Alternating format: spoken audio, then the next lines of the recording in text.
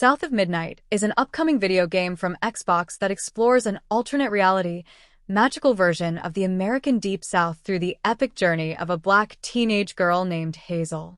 Set to release in 2025, the action-adventure title from Compulsion Games finally revealed more details about its gameplay and plot through a new documentary, Weaving Hazel's Journey, launched Tuesday by Microsoft Gaming. In the behind-the-scenes project, creative director David Sears described the game as a love letter to the South, which the South of Midnight team admits in the doc is a complicated assignment to tackle and required bringing in several outside consultants, as well as relying on the personal experiences of members of the team who are from the American South. It was really crucial for us that we got as much perspective as possible, as many voices as possible, to try to show our version of a fantastical Deep South that has both dark in it, that touches upon it, but also beauty and tries to get you that range. Although the story, in and of itself, is a personal story about our main character, art director Whitney Clayton told Variety ahead of the documentary's launch. So while it does touch upon heavy things, the main story is a personal story, and we just had to make sure we had the right voices to be able to treat all the topics appropriately. So trying to get as much perspective as possible, but then staying true to our fantastical alternate version that is focused around our main character.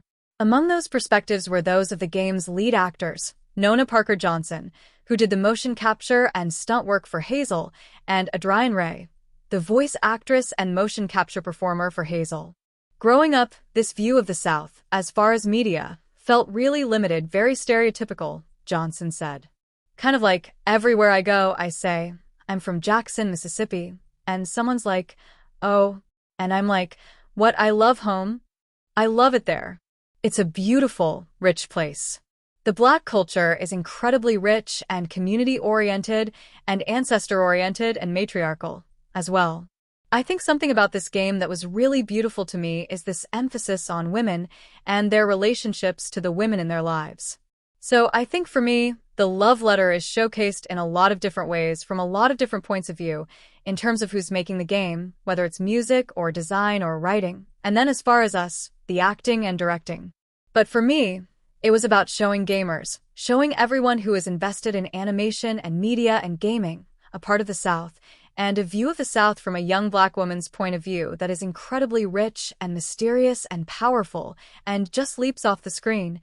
A third-person action-adventure game from We Happy Few creators Compulsion Games, South of Midnight follows Hazel and her companion Catfish as they travel through a magic-filled dark Gothic version of the Deep South, using Hazel's weaving powers to fight creatures like Two-Toed Tom, a gigantic albino alligator with a powerful hunger, as you unravel Hazel's family's hidden past.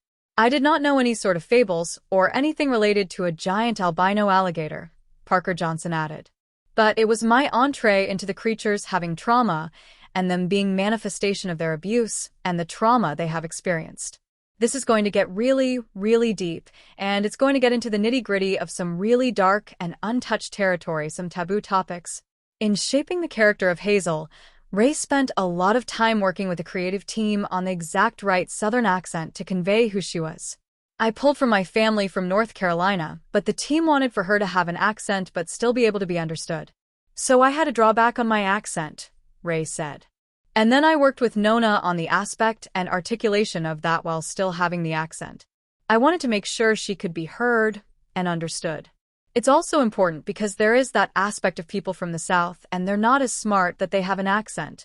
No, just because I talk slow don't mean I'm stupid. So I wanted to make sure that we honor that she's smart, she's articulate, but she can still have an accent. Game director Jasmine Roy explains the whole game is based on the idea of the past comes back to affect the present, and the idea of the story being really about loss and trauma, and being really important to specific characters within these regions, and the idea for the weaving power came from the genre of fiction that we were inspired by, Roy said. Though South of Midnight won't be out until next year, members of the team are already hoping for a continuation to the story, whether that be through another game or an adaptation. I would love to see more Hazel, and I would love to see how she continues to grow, performance and voice director Ahmed Best said. And it doesn't even have to be a game, it could be any medium whatsoever. I would love to see Hazel on stage. I would love to see Hazel in a series somewhere, because this world is so thick and it's so rich, and there's so many characters in it. These characters can live so many different permutations in so many different lives. Prospero, the place where the game takes place, is a character. So we can see what Prospero looked like before Hazel. We can do a prequel, call it North of Noon. South of Midnight will launch in 2025 for Xbox Series XS, PC and Steam, and Cloud, and be available on release day through Xbox's Game Pass. Watch the full South of Midnight documentary, Weaving Hazel's Journey, a South of Midnight documentary.